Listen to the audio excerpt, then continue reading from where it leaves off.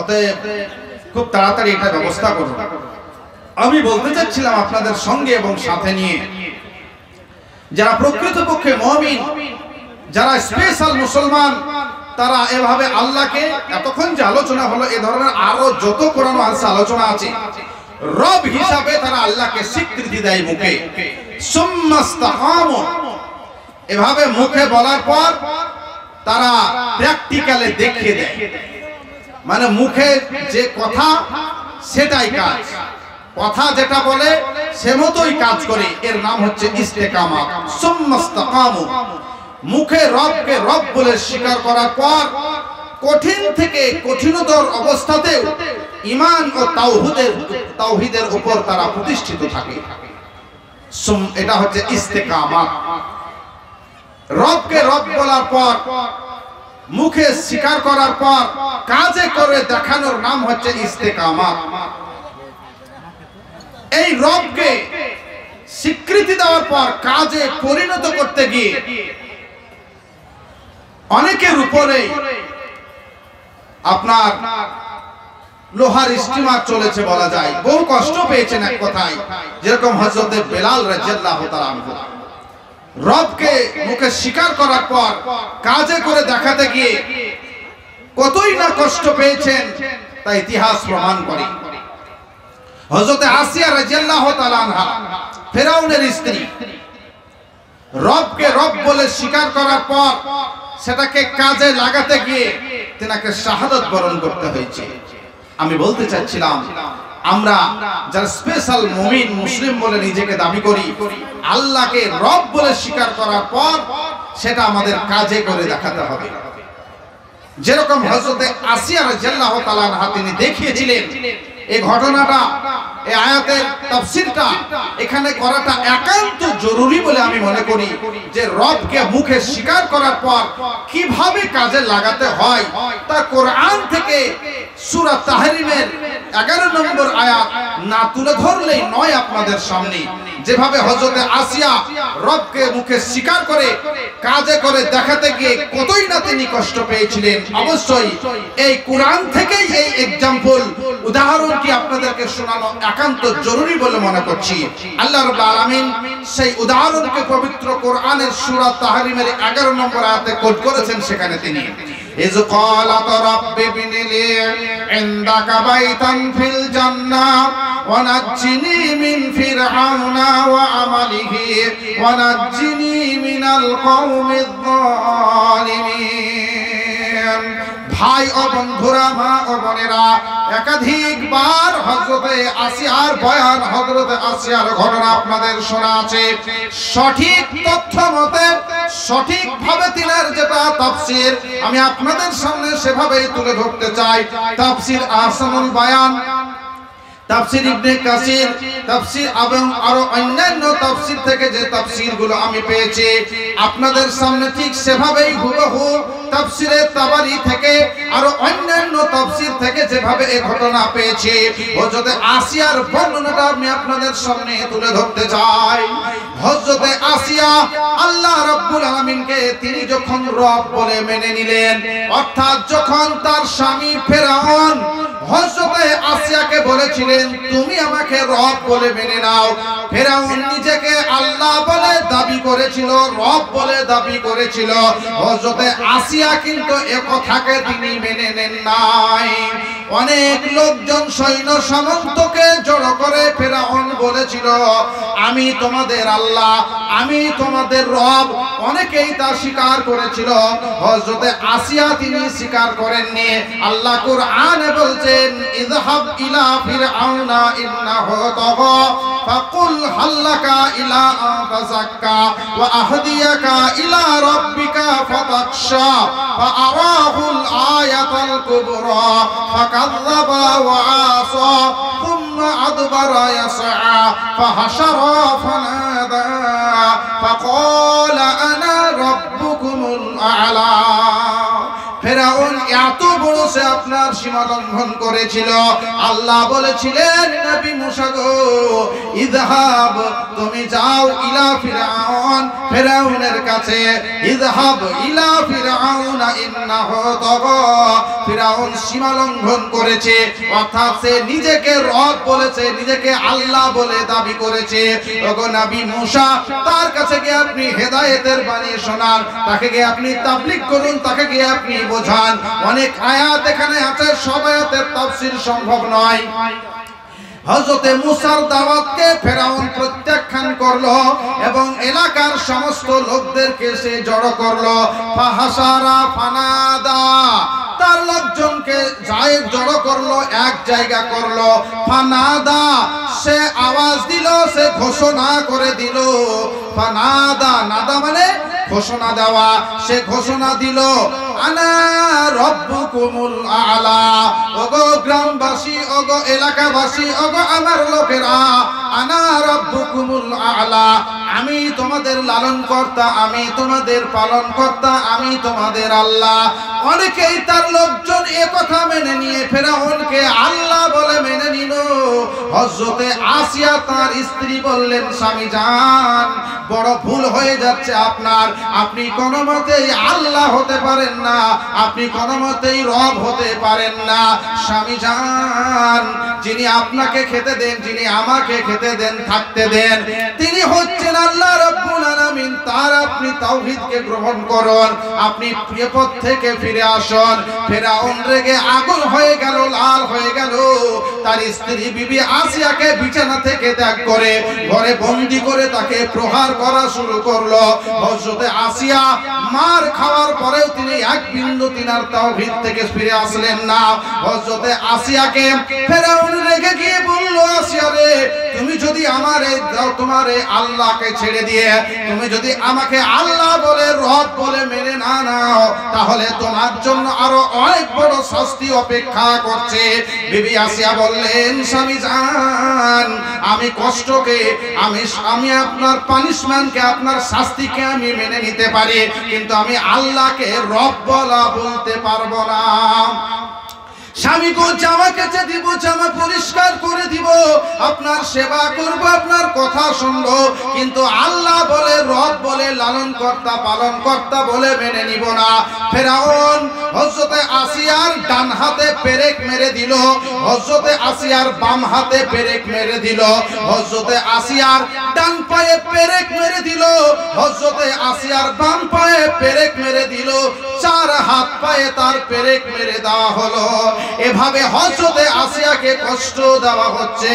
আল্লাহ রাব্বুল আলামিনকে হযরতে আসিয়া বলছেন ইযকালা রাব্বি বিনিলি ইনদাকা বাইতান ফিল জান্নাহ ওয়া নাজ্জিনি মিন ফিরআউনা ওয়া আমালিহি ওয়া নাজ্জিনি মিনাল কওমিয যালিমিন। আল্লাহ গো তুমি তোমার নিকটে আমার জন্য একখানা ঘর তৈরি করো আল্লাহ। ইযকালা সে যখন বলেছিল আল্লাহকে রব্বি হে আমার রব হে আমার লালন কর্তা পালন কর্তা রব্বি ইবনিলি ইনদাকা বাইতান ফিল জান্নাহ তোমার কাছে আমার জন্য একখানা ঘর বানাও ওয়া নাজ্জিনি মিন ফিরআউন এ ফেরাউনের হাত থেকে আল্লাহ তুমি আমাকে উদ্ধার করো।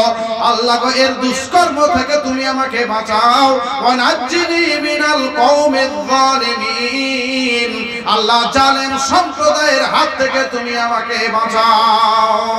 এ ফেরাউন কমিনাই বিবি আসিয়ার হাত পাইল হার মেঘ ঠকিল কথা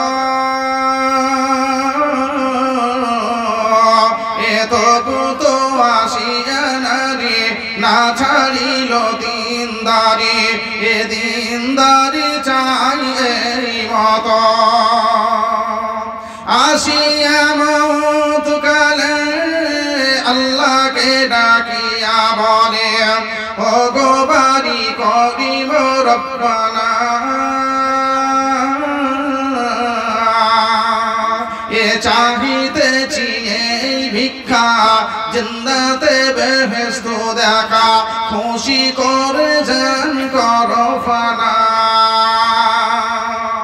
এ কথা শুনিয়া আল্লাহ খুলিলেন আসমানের পর্দা, বলিলেন ওগো বিবি নেককার,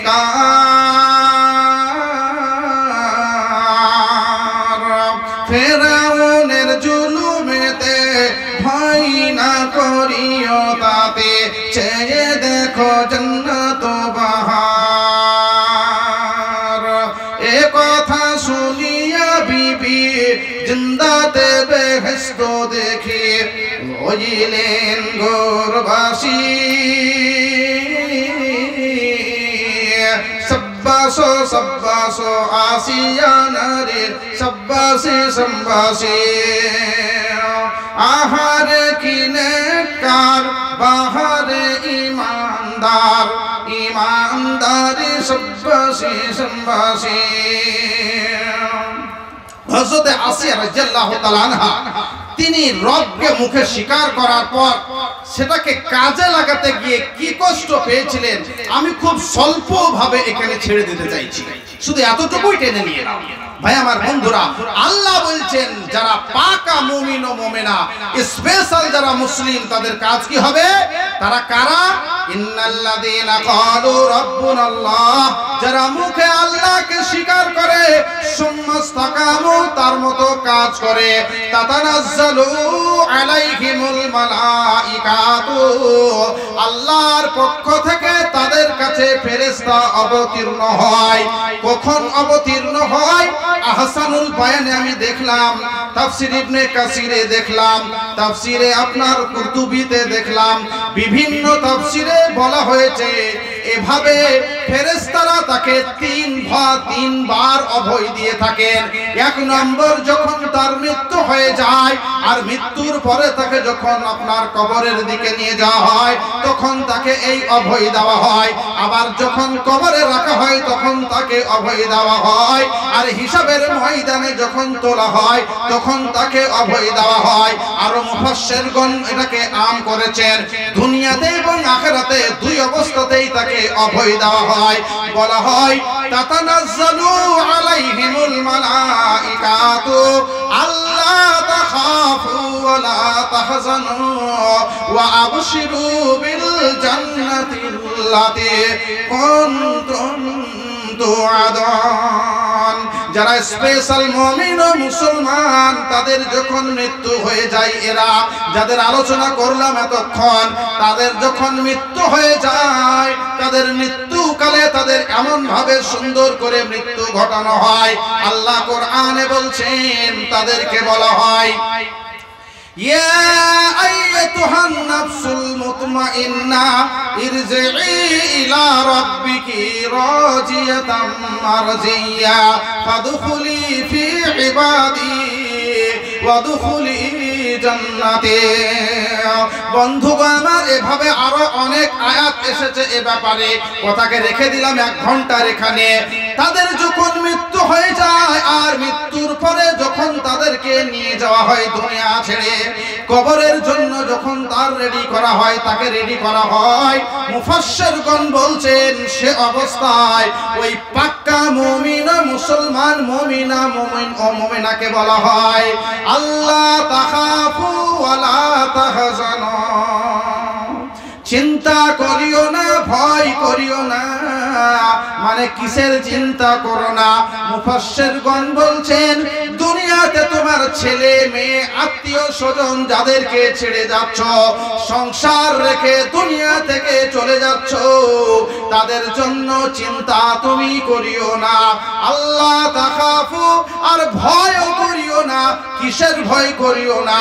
কবরের ভয় করো না, হাসরের ভয় করো না, কিয়ামতের ময়দানে গিয়ে হিসাব দিতে হবে, ফুলসেরাত হবে, নেকি গুনাহ ওজন হবে, তার জন্য ভয় করো না। কেন? স্পেশাল মুসলমান তাই। আল্লাহ তাখাফু ওয়া লা তাহজানু ওয়া আবশিরু বিল জান্নাতিল্লাতী কুনতুম তুআদুন। আমি বসে যাকে হয়ে যাবে বাবা। আমি বলতে চাচ্ছিলাম যারা স্পেশাল মুসলিম ও মুমিন মুমিনা তাদের মৃত্যুর পর ফেরেশতারা তাদেরকে বলেন যে এত কষ্ট করে এসেছো যে জান্নাতের আশায়, আর যে জান্নাত আল্লাহ তোমাকে দেওয়ার ওয়াদা করেছেন, অঙ্গীকার করেছেন, সেই জান্নাতকে পাওয়ার জন্য খুশি হয়ে যাও, সেই জান্নাত পাওয়ার আনন্দে আনন্দিত হয়ে যাও। সে কোন জান্নাত? এ সোনা ও চাঁদের ঘাট আর কত ঠার বাপ, আমি আবজাল বলিব কেমনে, এ যাহারা জান্নাতে যাবে কত মজা উড়াইবে, দেখে নিবে আপন নয়নে। দুই কিনারাতে আলো দেখিতে লাগিবে ভালো, অন্ধকার কোনখানে নাই, বালিশ কালীন সকলি রঙিন তত্ত্ব ধরা জহারের, এ সাজিয়া সাজিয়া রেখেছে বিছিয়া, কি করিব বয়ান সবে। নহরের ধারে গেলে ভোরেরা বসিবে কলে, নহরের ধারে গেলে ভোরেরা বসিবে কলে, নেচে নেচে শোনাইবে গান। এ কত রকমের ফল গাছকে করিয়া লাল, এ ফুটিতেছে জোড়াতে পরাণ।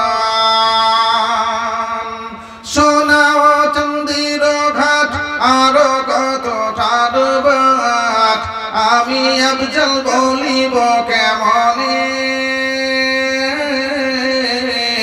যাহারা জান্নাতে যাবে কত মজা উড়াইবে, দেখে নিবে আপন নয়নে। আল্লাহ বলছেন ওয়া আবশিরু বিল জান্নাতিল্লাতী কুনতুম তুআদুন, যে জান্নাতের তোমাকে কথা দেওয়া হয়েছিল, অঙ্গীকার করা হয়েছিল, সেই জান্নাত পাওয়ার খুশিতে তুমি আনন্দিত হয়ে যাও। ভাই আমার বন্ধুরা, আমি আপনাদের সঙ্গে এবং সাথে নিয়ে আলোচনা করছিলাম ইস্তেকামাত ফিদ্দিন, ইসলামের উপরে অটল থাকা, অবিচল থাকা। যারা স্পেশাল ভাবে দুনিয়ায় চলাফেরা করেন, যারা এতক্ষণ পর্যন্ত যে আলোচনা করলাম যে প্রকৃত পাকা মুমিন ও মুসলিম হিসেবে যারা এই কাজগুলোকে করেন, আর এতক্ষণ যে আলোচনা করলাম এই জায়গা পর্যন্ত যারা পৌঁছে যান, আল্লাহ রাব্বুল আলামিন তাদেরকে সুসংবাদ শুনিয়ে দিচ্ছেন। আমি আপনাদের সামনে বুখারী শরীফ থেকে এ ব্যাপারে একটা হাদিসও পড়েছি। আমি আয়াতের পরে যে হাদিসটা ইমাম বুখারী 4 জায়গাতে নিয়ে এসেছেন এ ব্যাপারে, যারা স্পেশাল মুসলিম, যারা স্পেশাল মুসলমান, যারা স্পেশাল মুমিন ও মুমিনা। আমি আগে বলেছি, মনে আছে তো আপনাদের? 1 নম্বর ইট, 2 নম্বর ইট, 3 নম্বর ইট, আনসাইজিড। আনসাইজিড মানে যে ইটগুলো কোনো সাইজ নেই, রাস্তাঘাটে দিয়ে সেগুলোকে বাড়ি ধুড়ি দিয়ে সাইজ করা হয়। কিয়ামতের দিনে যেসব আনসাইড মুসলিম আছে, জাহান্নামে দিয়ে পুড়িয়ে ধুড়িয়ে আপনার মারধর কালান দেওয়ার পর বাকি পুরানোর পরে তখন শেষে জান্নাত দেওয়া হবে। আনসাইজ তো এটা হয়তো বলার সময় আসবে না, আরো অন্যান্য যে নম্বরগুলো বলেছি সেগুলো বলার সময় নেই, শুধু আলোচনায় আছি এখন আমি স্পেশাল মুসলিম ও মুমিনার ব্যাপারে। আমি বলছিলাম এ ব্যাপারে হাদিসও একটা পড়েছি আপনাদের সামনে। হাদিসটা হচ্ছে ঠিক এরকম, ওয়ান আবি হুরায়রা রাদিয়াল্লাহু তাআলা আনহু قال قال رسول الله صلى الله عليه وسلم سبعة يجلهم الله في جله يوم لا جل إلا جله إمام عادل وشاب نشأ في عبادة الله ورجل قلبه معلق بالمسجد إذا خرج منه حتى يعود إليه। সুদীর্ঘ লম্বা হাদিস। ইমাম বুখারী এই হাদিসটাকে বুখারীতে 4 জায়গায় নিয়ে এসেছেন। হাদিসটা আপনারা পাবেন কিতাবুস সালাত, কিতাবুস যাকাত, কিতাবুর রিকাক এবং কিতাবুল হুদুদে, বুখারীতে একই হাদিস একটু এদিক ওদিক করে এক এক সময় যখন যাকাতের ব্যাপারে আলোচনা করা হয়েছে সেখানে আলোচনা করা হয়েছে, যেখানে নামাজের ব্যাপারে আলোচনা করা হয়েছে সেখানে এসেছে। এভাবে 4 জায়গায় ইমাম বুখারী হাদিসটাকে নিয়ে এসেছেন। মুসলিম শরীফ প্রথম খণ্ড 331 পৃষ্ঠাতেও এই হাদিসটা পাওয়া যাবে। মিশকাতের 68 পৃষ্ঠাতেও হাদিসটা আছে। এই হাদিসের বর্ণনাকারী হযরতে আবু হুরায়রা রাদিয়াল্লাহু তাআলা আনহু। তিনি 5374টা হাদিস বর্ণনা করেছেন হযরত আবু হুরায়রা। তন্মধ্যে 325টা হাদিস বুখারী এবং মুসলিমে নিয়ে এসেছেন তিনি। সুবিখ্যাত রাবী হযরত আবু হুরায়রা রাদিয়াল্লাহু তাআলা আনহু তিনি বলছেন আল্লাহ রাসূল সাল্লাল্লাহু আলাইহি সাল্লাম এভাবে বলেছেন, সাবআতুন ইউজিল্লুহুমুল্লাহু ফি জিল্লিহি। 7 প্রকার এমন কিছু ব্যক্তি আছে যারা কালকে কিয়ামতের মাঠে যখন কোনো ছায়া থাকবে না সে সময় তারা সেই সব স্পেশাল লোকেরা আরশের নিচে ছায়া পাবে। আমি আগে বলেছি আলোচনা করছি স্পেশাল মুসলিম ও মুমিন মুমিনাদের নিয়ে। আল্লাহ রাসূল বলছেন কিয়ামতের মাঠে এমন কিছু স্পেশাল লোক আছে যাদেরকে আরশের নিচে গরমের সময় অত্যন্ত কঠিন সময় আরশের নিচে তাদের বসার ব্যবস্থা করা হবে। কোন অবস্থায়? লা জিল্লা ইল্লা জিল্লুহু, কোনো ছায়া থাকবে না, মাথার কাছাকাছি সূর্য চলে আসবে, সে অবস্থায় তাদেরকে স্পেশাল জায়গায় বসার ব্যবস্থা করে দেওয়া হবে। কিয়ামতের মাঠ এত ভয়াবহ হবে, এমন ছায়াবিহীন পরিবেশ হবে। বন্ধু আমার, আল্লাহ রাসূল সাল্লাল্লাহু আলাইহি ওয়াসাল্লাম বলছেন অন্য জায়গায়, হাদিস বুখারী মুসলিম মিশকাতের 5288 নম্বর হাদিস, আল্লাহ রাসূল সাল্লাল্লাহু আলাইহি ওয়াসাল্লাম বলছেন ওয়া আন আবি হুরায়রা রাদিয়াল্লাহু তাআলা আনহু قال قال রাসূলুল্লাহ সাল্লাল্লাহু আলাইহি ওয়াসাল্লাম। আল্লাহ রাসূল সাল্লাল্লাহু আলাইহি ওয়াসাল্লাম বলছেন, এই হাদিসের বর্ণনাকারী হযরত আবু হুরায়রা রাদিয়াল্লাহু তাআলা আনহু তিনি বলছেন, ইয়াকবিজুল্লাহুল আরযা ওয়া ইয়াদবিস সামাআ বিয়ামিনিহি সুম্মা ইয়াকুলু আনাল মালিক আইনা মুলকুল আরশ। আল্লাহ রাসূল বলছেন কালকে মহাপ্রলয়ের মাঠ এত ভয়াবহ হবে, এত কষ্টের হবে। আল্লাহ কিয়ামতের দিনে সারা পৃথিবীকে রুটির মতো করে ভাঁজ করে নিয়ে তিনি এক হাতে নেবেন, আর আরেক হাতে সমস্ত আসমানকে ভাঁজ করে নিয়ে তিনি ডান হাতে নেবেন। এক হাতে আসমান, আরেক হাতে জমিন, 2 হাতে নিয়ে তিনি আল্লাহ বলবেন, এক হাতে আসমান আর আরেক হাতে জমিন। আল্লাহ হাতে নিয়ে বলবেন আনাল মালিক, আমি হচ্ছি বাদশা, আমি হচ্ছি রাজা, আমি হচ্ছি মালিক। আইনা মুলকুল আরশ, কোথায় সারা পৃথিবীর বাদশা, কোথায় সারা পৃথিবীর রাজাধিরাজা, কোথায় সারা পৃথিবীর রাষ্ট্রপতি, প্রধানমন্ত্রী, অর্থমন্ত্রী, স্বাস্থ্যমন্ত্রী, বিদেশ মন্ত্রী। আল্লাহ বলবেন আইনা মুলকুল আরশ, কোথায় পৃথিবীর রাজা, বাদশারা, রাষ্ট্রপতি, প্রধানমন্ত্রীরা। আনাল মালিক, আমি মালিক। হাদিস বুখারী, হাদিস মুসলিম, হাদিস মিশকাতেও পাবেন আপনি। ভাই আমার বন্ধুরা, বলতে চাচ্ছিলাম বিচারের মাঠ এতই ভয়াবহ হবে। আল্লাহ রাসূল বলছেন ওই ভয়াবহ পরিস্থিতিতে স্পেশাল যারা মুসলমান তাদেরকে আরশের নিচে ছায়া দেওয়া হবে। তন্মধ্যে আল্লাহ রাসূল এখানে 7 প্রকার ব্যক্তির কথা ঘোষণা করেছেন। 7 প্রকারের ভিতর থেকে আমি অনেকগুলোকে হোল্ড করে দিয়ে বলতে চাই। ওয়া রাজুলুন তাসাদ্দাকা বিসাদাকাতিন ফাআখফাহা হাত্তা লা তা'লামা শিমালুহু মা তুনফিকু ইয়ামিনুহু। স্পেশাল কিছু আমল আছে 7 প্রকার, সময় থাকলে আরো 6 প্রকার বলবো। লাস্ট নম্বর যেটা 7 সেটা আমি বলছি আপনাদের সামনে। ওয়া রাজুলুন তাসাদ্দাকা বিসাদাকাতিন ফাআখফাহা হাত্তা লা তা'লামা শিমালুহু মা তুনফিকু ইয়ামিনুহু। ডান হাতে চুপিসারে আল্লাহর রাস্তায় সে দান করে দেয়, এমন ভাবে আল্লাহর রাস্তায় দেয় বাম হাত বুঝতেই পারে না যে আল্লাহর রাস্তায় সে কত টাকা দান করেছে। এখানে দানের ব্যাপারে একটা আল্লাহ রাসূল সাইড নিয়ে এসেছেন। স্পেশাল আমলের ভিতরে, স্পেশাল কর্মের ভিতরে চুপিসারে একটা দান আল্লাহ রাব্বুল আলামিনের রাস্তায় দেওয়ার কথা তিনি এখানে ঘোষণা করছেন। কোরআন মাজিদে এসেছে সিররা ওয়া আলানিয়া, দান প্রকাশ্যে এবং গোপনেও করা যায়। আপনারা আমার সঙ্গে থাকুন, আমি আবার এই জায়গায় ফিরবো। আজকে চিন্তামণি মাদ্রাসার জলসা, এই মাদ্রাসায় যে কত দানের প্রয়োজন সেটা আপনাদেরকে বোঝানোর কিছু অপেক্ষা নেই, বোঝানোর কোনো প্রয়োজন নেই। কেননা আপনারা এই চিন্তামণি মাদ্রাসাকে দীর্ঘদিন দান করে, মাদ্রাসার জন্য দান দিয়ে, টাকা পয়সা দিয়ে আপনারা এই মাদ্রাসাকে চালিয়ে আসছেন। এই মাদ্রাসা চলে আসছে আপনাদের দানে। আমি আপনাদের কাছে আজকে অনুরোধ করতে চাই, চিন্তামণি মাদ্রাসার জন্য আজকে যে হাফিজিয়া মাদ্রাসা আমাদের চিন্তামণি, খুব কাছের মাদ্রাসা, এখানে যে আপনার কোরআনের পাখিরা আজকে আপনাদের সামনে দাঁড়িয়েছিল কিছুক্ষণ আগে, আপনারা লক্ষ্য করেছেন, জান জুড়িয়ে গেছে তাদের দেখে যে আমার এই চিন্তামণি মাদ্রাসায় এই ছেলেগুলো আজকে তৈরি হলো। এটা আমাদের অনেক বড় গর্ব।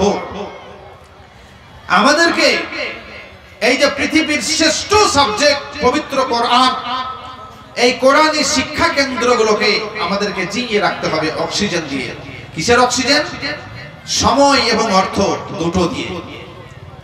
আমি আপনাদের কাছে দাবি করতে চাই, আপনাদের কাছে আমার অনুরোধ, আমাদের এই চিন্তামণি হাফেজিয়া মাদ্রাসা এবং আরো বহুমুখী শিক্ষা এখানে দেওয়া হয়ে থাকে, মাদ্রাসা পারপাসে দিন প্রেমী, মাদ্রাসা প্রেমী, পাকা মুসলিম ও মুমিনার পরিচয় দিয়ে স্পেশাল মুমিনের অধিকারী হয়ে মহাপ্রলয়ের মাঠে আরশের নিচের ছায়ার অধিকারী হওয়ার ভাবনা নিয়ে আপনাদেরকে, কারো সম্ভব হয়তো 50,000, কারো হয়তো 25,000, কারো হয়তো 5 টাকা, একজন টোটো চালক তেনার জন্য হয়তো মেরে কেটে 500 টাকা, যে যেরকম ব্যক্তি বিশেষে প্রত্যেকের কাছে আমার মহব্বতের দাবি, আপনারা সময়কে কাজে লাগিয়ে মাদ্রাসার জন্য আপনারা দানের পরিমাণ এখানে নিয়ে এসে হাজির করবেন। এটা আপনাদের কাছে আমার দাবি।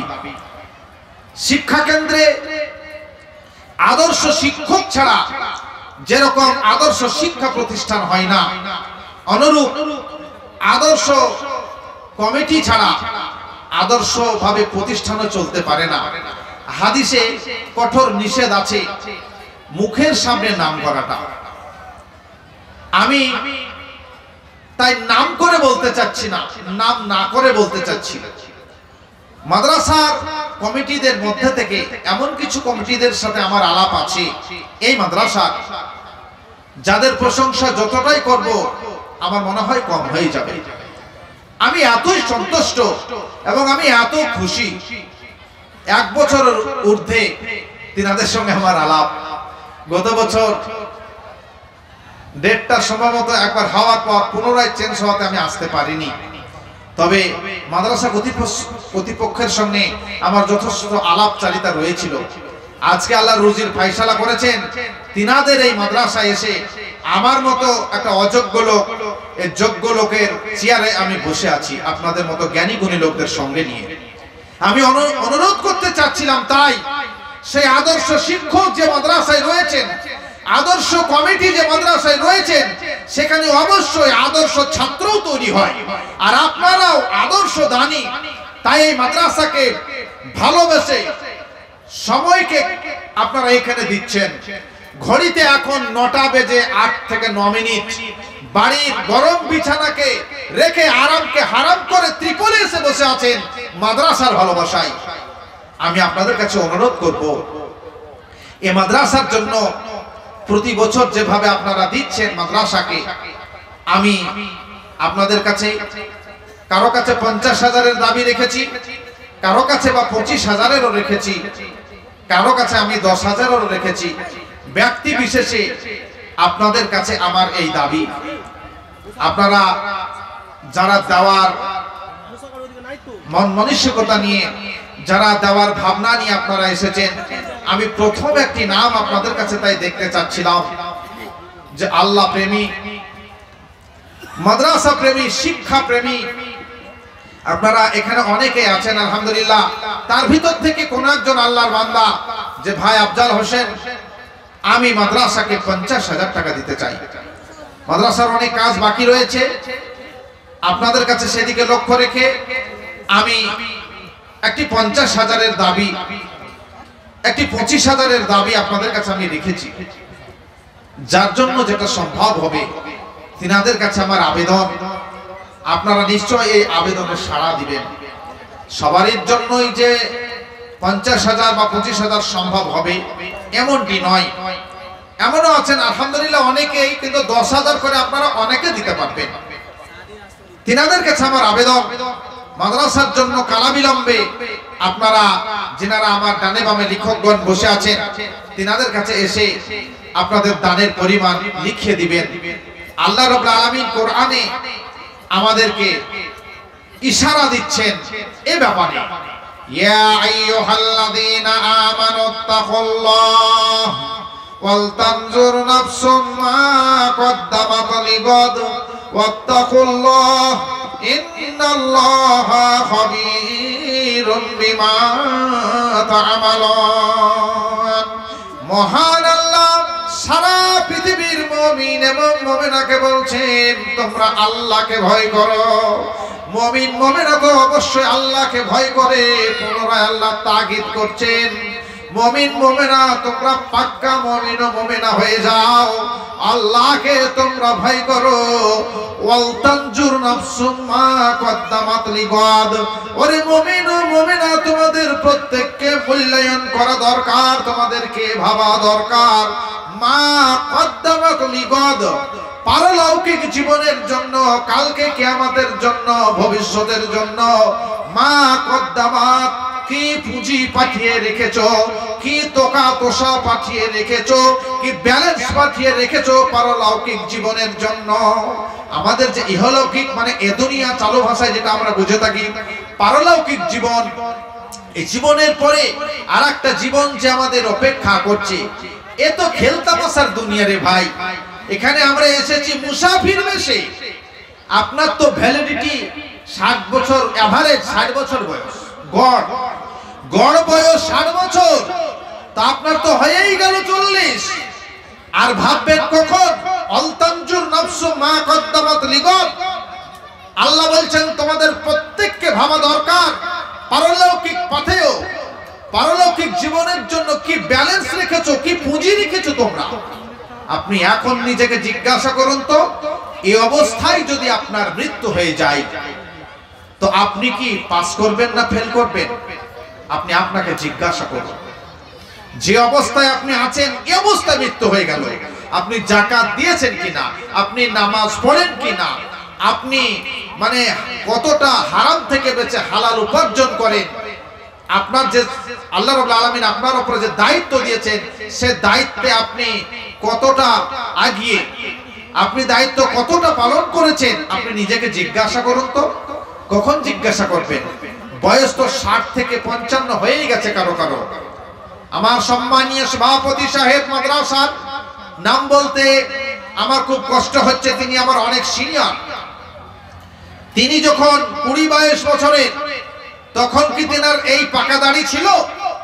তিনি যখন টকবগে যুবক, সেলফি তোলার মতো, ছবি তোলার মতো, পাকা আমের মতো সে সময়ের এক চেহারা, এখন উনি কালো হয়ে যাননি। আমি বলতে চাচ্ছিলাম ছিল এক সময় 20-22 বছর বয়স, ক্রমান্বয়ে বয়স আগিয়ে চলেছে। যিনারা বন্ধু বান্ধব এখানে আছেন, তিনার বয়সের যারা আছেন তাদের অনেকের এভাবেই দাড়ি পাক ধরেছে। তিনাদের যারা আরো সিনিয়র আছেন 70, 75, 80, তাদের অনেকের হয়তো দাঁতও অনেকটাই পড়ে গেছে। তাহলে আপনি ভাববেন কখন? কবি বলছেন জীবন দুয়ারে জম এসে খাড়ো, জীবন দুয়ারে জম এসে খাড়ো, আর এদিক ওদিক নয়। জোশ ছেড়ে দিয়ে হুঁশ দিয়ে করো, মনে অনুতাপ আর ভয়। কালো কেশ যত সাদা হয়ে গেছে, কালো চুল যত সাদা হয়ে গেছে, চামড়া গেছে ঝুলে, শক্ত খাবার চিবাতে পারো না, সব দাঁত গেছে পড়ে। দর্পণে এবার আল্লাহকে আঁকো, তবে পরকালে পাবে জয়। জীবন দুয়ারে জম এসে খাড়ো, জীবন দুয়ারে জম এসে খাড়ো, আর এদিক ওদিক নয়। মরণের চিঠি একের পর এক আপনার কাছে আসতে আছে। দাঁত দু একটা চলে গেছে, মুছ পেকেছে, দাড়ি পেকেছে, চুল পেকেছে, এগুলো সব একটা একটা করে আপনাকে নোটিশ পাঠানো হচ্ছে আল্লাহর পক্ষ থেকে। চলে যেতে হবে এবার ধরনের ধোলা ছেড়ে। আল্লাহ বলছেন ওয়াল তানজুর নাফসু মা কদ্দামাত লিগাদ। প্রত্যেকটা মুমিন মুমিনা মূল্যায়ন করো যে যখন নোটিশের পর তুমি চলে আসবে আমার কাছে, তো তার জন্য তুমি কি পুঁজি গুটিয়েছো। ভাই বন্ধুরা আমার বোনেরা, মাদ্রাসা চিন্তামণি আপনার, মাদ্রাসা চিন্তামণি আমার। আমাদের এই মাদ্রাসার জন্য আজকে দান করে ব্যয় করে নিজের জন্য একটা পুঁজি গুটিয়ে নেওয়ার, গুছিয়ে নেওয়ার একটা চরম একটা সময়, চরম একটা মুহূর্ত, চরম একটা টাইম। আমি আপনাদের অনুরোধ করতে চাই, এই মাদ্রাসায় যারা লেখাপড়া করে, যারা তালেবুল ইলম, তাদের জন্য ফেরেশতারা পর বিছিয়ে দেয়। মাছের পানির মাছেরা তাদের জন্য দোয়া করে। এদের একটা স্পেশাল পাওয়ার রয়েছে যে তালেবুল ইলমদের জন্য ফেরেশতারা সম্মান দেয়। তাহলে তাদের পাওয়ার কত? তারা আপনার জন্য পার্মানেন্ট দোয়া করবে। আপনি দান করবেন শুধু মাদ্রাসার জন্য একবার, আর সারা বছর অটো দোয়া চালু থাকবে আপনার জন্য ওই তালেবুল ইলমদের পক্ষ থেকে। কি দলিল মাওলানা? ওই তালেবুল ইলমরা মাদ্রাসায় কোরআন তেলাওয়াত করবেন, ওই তালেবুল ইলমরা নামাজ আদায় করবেন, আর নামাজ আদায় করার সময় তারা যখন তাশাহুদে বসবেন, আত্তাহিয়াতুতে বসবেন, আর নামাজের অবস্থায় তারা যখন বলবে তাশাহুদে বসে আত্তাহিয়াতু লিল্লাহি ওয়াসসালাওয়াতু আত-তাইয়্যিবাতু আসসালামু আলাইকা আইয়ুহান নাবিয়্যু ওয়া রাহমাতুল্লাহি ওয়া বারাকাতুহু আসসালামু আলাইনা ওয়া আলা ইবাদিল্লাহিস সালিহিন। তালেবুল ইলমরা মাওলানারা ওই মাদ্রাসায় বসে বসে তারা যখন নামাজ আদায় করবে, আর অন্যান্য জায়গাতেও তারা যখন মসজিদে তথা বিভিন্ন জায়গায় নামাজ আদায় করবে, যেই তালেবুল ইলমদের জন্য, যেই কোরআনের পাখিদের জন্য আপনি মাদ্রাসায় দান করলেন, যাদেরকে ফেরেশতারা সম্মান দেয়, তাদের পাওয়ার কতটা হতে পারে বন্ধুগণ আমার। তারা আপনার জন্য নামাজে বলবেন আসসালামু আলাইনা, আল্লাহ গো তুমি আমাদের উপরে শান্তি বর্ষণ করো, ওয়া আলা ইবাদিল্লাহিস সালিহিন। আল্লাহ সারা পৃথিবীর সালেহ নেককার দানী বান্দাদের জন্য, সালেহ বান্দাদের জন্য, নেকিকারীদের জন্য, তাদের জন্য আমরা দোয়া করছি আল্লাহ তাদের উপরেও তুমি শান্তি বর্ষণ করো। এটা কি নামাজ তালেবুল ইলমরা একবার পড়বে না বারবার? বারবার পড়বে। তো আপনার জন্য অটো দোয়া চালু থাকবে মাদ্রাসায়, শুধু যে কোনো মাদ্রাসায় আপনি দেবেন।